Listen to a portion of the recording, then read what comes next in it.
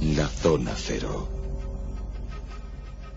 Es tiempo para nuestros monográficos Zona Cero y hoy con un recorrido histórico por el tarot, un asunto que nos habéis solicitado con mucha insistencia y aquí estamos dispuestos a echar las cartas. Tengo aquí un mazo, no es un, vamos, no es egipcio, es clásico del siglo XV, es un original, supongo que algo me darían en el mercado esotérico. ¿Qué tal, mi querido Carlos Canale? Buenas noches. Hola, buenas noches. Pues toma, para ti esta carta que es la templanza. Qué bonita. ¿Te gusta? Sí, muy bien. Para ti, Jesús, te voy a echar esta cartita. Es la sacerdotisa. Bueno, podría haber sido otra, pero bien. Empezamos bien. Bueno, no te quejarás, no, hombre. No. Está bueno. Podría haber sido el loco. Claro. Colgado. Claro. O sea, El colgado que tiene varios sentidos. Que hay varias. Por no hablar de la innombrable. De la innombrable. La número 13, porque sí tiene número, pero en muchos mazos del tarot no tiene nombre. A diferencia del loco, que no tiene número, pero sí tiene nombre. Qué curioso. Y esta historia del tarot se supone que arranca de tiempos muy lejanos, aunque luego cuando vemos la historia pues nos topamos con el siglo XV. Tú lo has dicho, se supone. Claro, pero siempre pasa lo mismo con este tipo de cosas. Cuando hablamos del origen del tarot, incluso del origen de las cartas, pues hay teorías para todos los gustos, ¿no? Desde que la remontan a la India hasta lo que remontan a Egipto. Egipto casi siempre está presente, ¿no? Y si nos vamos un poco más adelante, nos vamos a la Edad Media, pues los templarios están presentes y, como no, también hablaremos de los templarios esta noche. Pero bueno, había como dos teorías o dos orígenes. Uno es el mitológico, que sería el egipcio, y ahora diremos de quién procede, que era de Kur de Gebelein, que es el que de alguna forma dio las normas y las reglas precisas para jugar al tarot. Y después y él es el que estableció lo del mundo egipcio, lo del libro de Tot, una especie de mutus liber, es decir, que eran láminas jeroglíficas. A partir de ahí se conseguía el conocimiento profundo, tanto de la humanidad como de uno mismo, porque en el fondo el tarot, y es una de las premisas que ya adelanto, es un juego de introspección, es un juego de conocimiento interno, es decir, es un juego que va más allá de los límites. Y después, por otra parte, está la baraja, el mazo, las 78 cartas, los arcanos mayores y los menores. ¿Cuándo empiezan a existir? ¿Cuándo se empiezan a jugar? ¿Cuándo tenemos constancia de que se imprimieron cartas con esa forma que ahora se conocen vulgarmente como el tarot? Pues a partir del siglo XV, como tú has dicho, y además en Italia, en el norte de Italia. En Italia. Tarot, Carlos, significa rueda, ¿no? Bueno, hay muchísimas acepciones y hay una enorme discusión entre los investigadores acerca de cuál puede ser el origen de la palabra. Pero independientemente de la fantasía que luego existió a partir del siglo XVIII sobre el origen egipcio y por tanto también el origen egipcio del nombre, que lo vinculaba al libro de Tot, que es decir, que es una historia que luego hablaremos, ya ha citado Jesús a Antoine Cor de Gobelin, que fue el que inició esta extrañísima, curiosa teoría. La verdad es que las dos teorías principales, las más extendidas, las más conocidas y defendidas, son que depende o deriva del latín rueda rat, o bien del término hindi tauru, que significa cartas. Sí, podría ser. También se dice que fueron los gitanos quienes trajeron el tarot. Sí, ahora contamos un poquito de los gitanos, pero bueno, fíjate, pero que habría mucho más. Como muy bien ha dicho Jesús, las primeras barajas impresas conocidas son del norte de Italia, y hay quien las vincula con el río Taro del norte de Italia o con una palabra latina, que es hora de razonar, pensar también. Taros, que es lo que defienden ellos, que sería del egipcio clásico, luego pasó al copto, al idioma de los cristianos egipcios, que significa el rey del camino, o que además sería una palabra muy vinculada a la palabra hebrea Torah del, es decir, que sería habría una especie de entorno familiar que ahí lo relacionaría más con el tarot en el sentido esotérico que conocemos. Pero bueno, desde ahí podemos seguir hasta Tares, que significaría la cenefa de las antiguas cartas, Tarote, que sería el diseño de los dorsos de las cartas medievales. Bueno, todo este tipo de palabras tienen una similitud fonética que podría hacer pensar, o que ha hecho pensar a algunos investigadores que podría ser el origen. Pero yo creo que la discusión actual está centrada entre rueda o la palabra cartas del hindi. O bien rueda o bien del hindi cartas. En todo caso, pues muchísimas hipótesis sobre el origen de estas curiosas cartas que supuestamente, Jesús, predicen el futuro. O es quien las echa, el que utiliza esas cartas como vehículo para sus videncias. Exacto, sí. Yo creo que entramos en una de las cuestiones principales de estas cartas. Y yo creo que además sería bueno, para que el oyente tuviera un poco claro lo que se considera que es echar las cartas o echar la fortuna, de lo que es practicar la adivinación. Porque a veces que se confunden estas cosas, y cuando vamos a echarnos las cartas del tarot, pues vamos a echarnos un poco la fortuna. Es decir, echar la fortuna, echar las cartas, lo que intentamos es determinar lo que nos va a suceder. Es decir, es como dar por hecho de que el destino está escrito y por lo tanto las cartas nos está reflejando lo que nos va a ocurrir en un momento determinado. Ya sabes que las cartas las tiene que barajar el consultante, las tiene que impregnar de su energía y luego el tarotista las tiene que interpretar, pero siempre de un futuro muy próximo y en relación a la pregunta que tú estás formulando en el momento que las estás barajando. A diferencia de lo que es practicar la adivinación, que la adivinación es algo mucho más etéreo, el futuro no está escrito y te está diciendo que te va a ocurrir unas determinadas circunstancias si tu comportamiento sigue siendo el mismo, sigue siendo ese. Jesús acaba de decir una cosa muy importante que lo voy a relacionar con lo que hemos comentado antes, que te he dicho que íbamos a hablar, que es lo que tú has sugerido de los gitanos. Las leyendas de que el tarot pasa a Europa a través de los gitanos es pura y simplemente por una coincidencia espaciotemporal. Los gitanos, como es bien conocido, proceden del Punjab, del norte de la India, o de lo que hoy es frontera de India-Pakistán, y bueno, llegaron a Europa a finales de la Edad Media, en concreto España llega en el siglo XV. Coincide curiosamente con la llegada de las cartas del tarot. La relación posible entre los gitanos, que el nombre deriva de egipcio, además es cierto, es como son llamados en Europa debido simplemente al lugar de procedencia inmediata, es donde llegaban, obviamente. Sí, ellos se les llamaba los egipcianos. Exacto. Entonces, como ellos llegan a Europa occidental, llegan a través de Egipto, con lo cual, bueno, había una especie como de relación. La historia de que fueran un pueblo nómada, de que tuvieran unas costumbres diferentes, de que fueran distintos a los europeos occidentales, apoyó muy bien, porque venía muy bien como coartada para intentar justificar el enlace de las cartas con los gitanos y su procedencia oriental. Cuando digo oriental, que no islámica, porque fíjate que lo que ha dicho Jesús es importante. El tarot en su concepto, sería plenamente musulmán, es ocasionalista. Todo está escrito. Sin embargo, hay un elemento que lo distingue, que lo separa profundamente de lo que son las corrientes de tradición musulmana, que es la representación de figuras humanas. Eso es lo que no encajaría demasiado con lo que podría ser una tradición árabe. De hecho, no lo es. De hecho, es cierto que tiene un origen oriental y que probablemente quien lo trajo a Europa fueron mercaderes italianos en contacto permanente con las costas de Levante, que eran los que tenían, y bueno, con ellos venían pues costumbres, usos marineros que se utilizaban en las playas, en las costas y en los puertos de Oriente Medio, y que bueno, que probablemente trajeron a Europa occidental una variante de juego de cartas, porque en principio no era, y esto es importante, en principio no era más que una variante de un juego de cartas, llega al mismo tiempo que el parchís o que el ajedrez. Bueno, el ajedrez llega un poco antes, pero lo que es cierto es que el sistema de entrada en la sociedad europea es el mismo, con un matiz. El tarot exigía conocer o contar con una imprenta de calidad para hacer las figuras, te le convenían determinadas, por lo cual muchos investigadores piensan que tuvo que entrar a través de la alta sociedad, es decir, gente que tenía dinero, a diferencia de otro tipo de juegos, lo cual le permitió entrar, y esto es muy importante, en la estructura o el entorno de los juegos de salón de la nobleza europea, lo cual luego va a determinar su destino. Bueno, pues un método de adivinación muy europeo, sobre todo desde ese siglo XV, pero claro, abundando en el asunto adivinatorio, sí. Claro, tenemos las culturas, cualquier cultura del mundo tiene sus propios métodos de adivinación, esas mulatonas inmensas que echan la ceniza en cualquier sitio y adivinan mediante, ¿no? el estímulo de ver esas cenizas. Otros abren un pollo.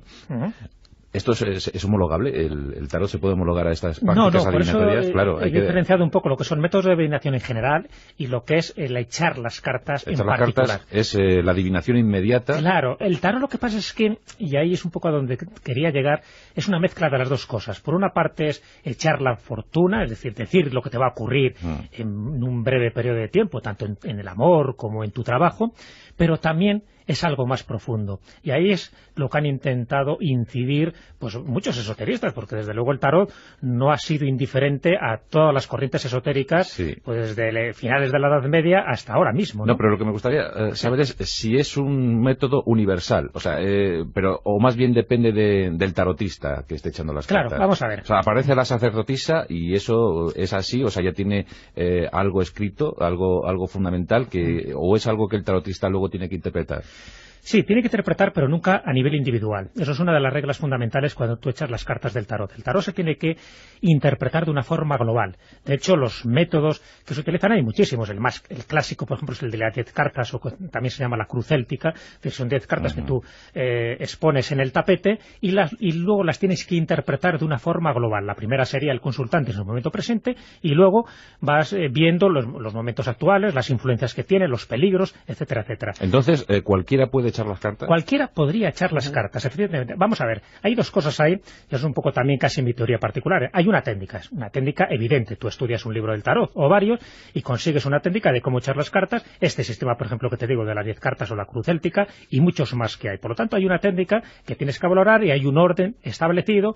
En fin, tiene que barajear las cartas, ya digo, lo de impregnar la energía el consultante para que en ese mazo de cartas serviría un poco como bola de cristal. Es decir, ahí estaría el presente, el pasado y el futuro del consultante. Lo que pasa es que él no lo sabe y no sabe interpretarlo, por eso tiene que acudir a un profesional. El profesional tiene que tener, por una parte, la técnica, pero por otra parte, evidentemente, si él tiene esa capacidad psicológica también, porque es importante la psicología, de ver y reinterpretar lo que está viendo en el tapete en función de las cartas que han ido saliendo y que incluso ha tenido que cortar también el consultante con la mano izquierda. En fin, hay todo un ritual, hay todo un simbolismo. De todas formas, se mezclan muchas cosas porque dices cruz céltica. Claro. Que tiene que ver un celta... Pero nada, pero es claro. que, como todas las... Es que Jesús lo está explicando muy bien. Sí, todas sí, las prácticas adivinatorias o de intento de interpretación del futuro van acumulando tradiciones incluso locales del lugar. De hecho, existen modalidades totalmente diferentes, incluso del formato de las cartas en función de cada país.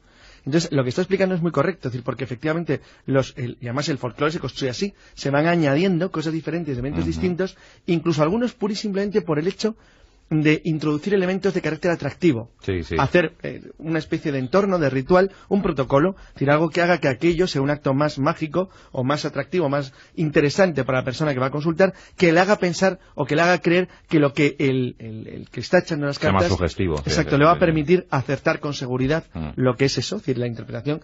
Que además Jesús, es que el ejemplo es muy bueno, el de la bola de cristal, porque efectivamente es el entorno del medio que el vidente o quien sea utiliza, o el técnico, para a partir de ahí poder adivinar. Es un medio. Es un medio. Oye, ¿y esto de los arcanos mayores y arcanos menores, esto aparece ya de inmediato en el siglo XV con el mazo o se va introduciendo? No, porque de hecho hay distintos mazos y cuando se empieza a aparecer ya, entendido como la baraja del tarot de 78 cartas que tiene sus 22 arcanos mayores y sus 56 arcanos menores, que por otra parte es un poco la baraja española, sus 56 arcanos menores, es los 4 palos que todos conocemos, más las figuras respectivas, ¿no? La sota, el caballo, el rey y la reina. Bueno, pues todo eso conformaría esos 56 arcanos menores junto con los 22 menores. Los 22 menores, los mayores, los 22 mayores son los esotéricos por excelencia, por antonomasia. Son aquellos que siempre se han dibujado de distintas maneras. De hecho, los grandes esoteristas como Crowley, por ejemplo, del que hemos hablado y hemos dedicado algún monográfico, también hizo su propio tarot. Algunos lo consideran bastante demoníaco, un poco en la línea que seguía Aleister Crowley, pero también Dalí, por ejemplo, hizo un tarot. Osho, por ejemplo, uno de los grandes gurúes de la India contemporánea, que ha muerto hace poco, pues también él tuvo su tarot. Son tarots introspectivos, ya te digo, siempre buscando el conocimiento, porque dentro de las teorías que hemos dicho, la más conocida es la que hemos comentado, la de Kurt de Belén, diciendo que era egipcio, pero después había otras. Eliphas Levi, otro esoterista del siglo XIX importantísimo, él consideraba que el tarot era un alfabeto secreto, oculto y sagrado, que los hebreos, pues bueno, se lo atribuían a Enoch, el primogénito de Caín, como bien sabéis. Los egipcios se lo atribuían a Tot, de ahí viene toda la derivación del libro de Tot, una especie de libro maldito, de libro inencontrable, que de ahí procederían las figuras de los 22 arcanos mayores, y por otra parte los griegos se lo atribuían a Cadmon, que es el fundador de Tebas. Es decir, siempre te está poniendo en conexión que el tarot es algo más que un método de adivinación, que el tarot es un camino de perfección, que el conocer los arcanos, es decir, el simbolismo, es fundamental para no solo conocerte a ti mismo como ser humano, como persona individual, sino incluso el devenir de la humanidad. Es decir, que va más lejos. Por eso te hablaba un poco al principio del mutus liber, del libro mudo. Es decir, del libro que no tiene nada escrito, pero que sin embargo, sabiendo interpretar las imágenes, hay gente que te puede acertar, pero prácticamente al detalle, todo lo que te está pasando, lo que te va a pasar. Es decir, hay una técnica, pero también es verdad que sirve casi como de acicate a una especie de mediunidad para saber lo que puede ocurrir siempre y cuando sepas interpretar el conjunto, nunca la individualidad de las cartas. Una cosa sobre lo de la difusión del origen egipcio, lo de la mención del libro de Tot, la primera vez la hace el propio Antoine Coeur de Gébelin cuando escribió en una enciclopedia, justo después de la Revolución Francesa, le hace una mención en la cual dice que no, que hay un libro de Tot famoso que ocultaba el saber de los egipcios, etcétera. Esto, el que lo hace famoso, en realidad se llamaba Jean-François Eliot, era muy conocido en los mundos esotéricos franceses de la época de la Revolución con el nombre de Teila. Era un tarotista famoso y conocido, era un peluquero en realidad, era un peluquero que durante la Revolución Francesa, en esto de Río Revuelto, pues hizo un anagrama con su apellido. Efectivamente, entonces bueno, le dio una fama monstruosa al tarot aprovechando la expedición napoleónica a Egipto. De hecho, el interés por Egipto en la época final, de finales del siglo XVIII, a partir de la expedición de Napoleón, pues bueno, a él le dio una enorme fama como, decía que conocía los secretos de Oriente y que podía a partir de ahí extender el verdadero saber que se ocultaba en el conocimiento profundo del tarot. Lo que sí que es cierto es que las investigaciones arqueológicas modernas e investigaciones incluso sobre la cultura egipcia ya muy conocidas, muy avanzadas, no encuentran ninguna relación de origen en el tarot, al menos salvo en los arcanos, donde sí podría quedar algún rastro tal vez que relacione los arcanos con las cartas actuales del tarot a través de una evolución que no se conoce. Pero desde luego lo que es el origen del tarot como base en la egiptología no está demostrado. No. Más bien alguien ha comentado que es un esnovismo francés de ese siglo de sí, todo tiene mucho que ver con juegos estos de salón. Juegos de salón, sí. Incluso con sociedades secretas. Efectivamente, con todas las sociedades secretas que crearon antes de la Revolución. Sí, la de Golden Dawn, por ejemplo.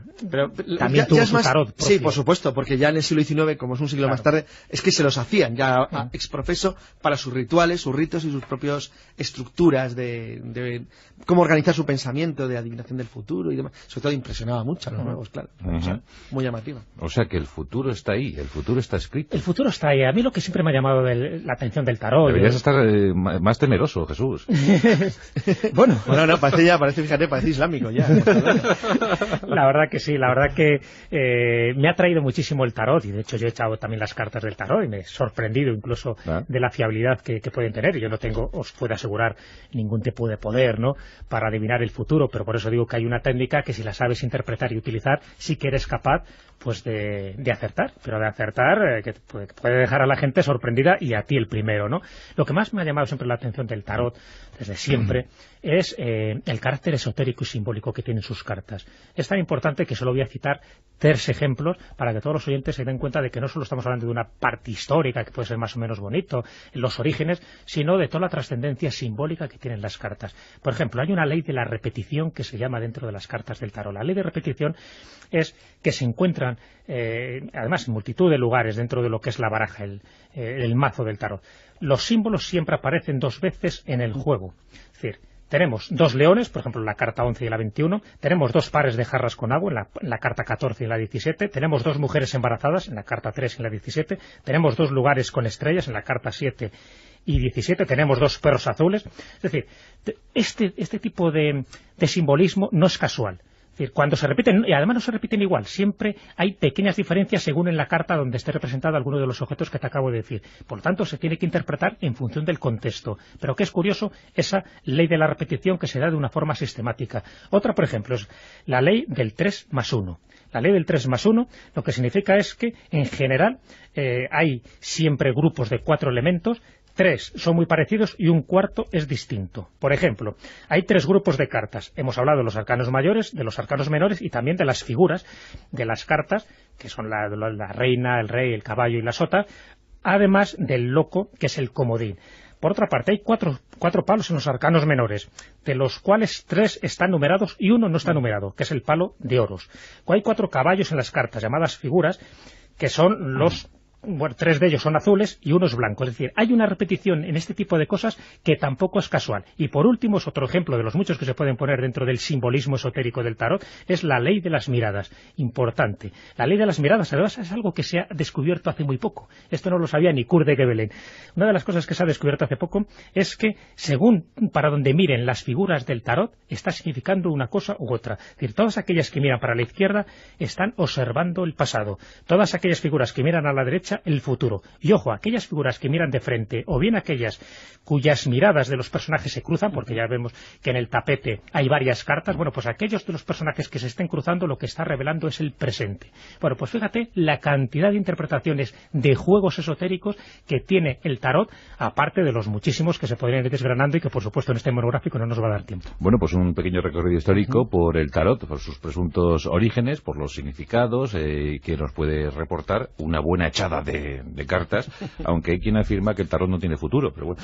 Eso sí que es una paradoja. Bueno, pues muy bien. Toma, Carlos, para ti esta maza de cartas es un mazo francés. Sí, ya veo que es de póker. A ver, por eso. Esto ves, si nos sale bien en una timba. Una buena en Las Vegas. Sí. Toma, para ti, Jesús. A ver. Esta es la sota de bastos, Bueno. Pero a tamaño... Pintan bastos, pero si le das a este botón se pone a tamaño real. Sí, bueno, y si lo doy a esta manivela, cae el basto. Cae el basto.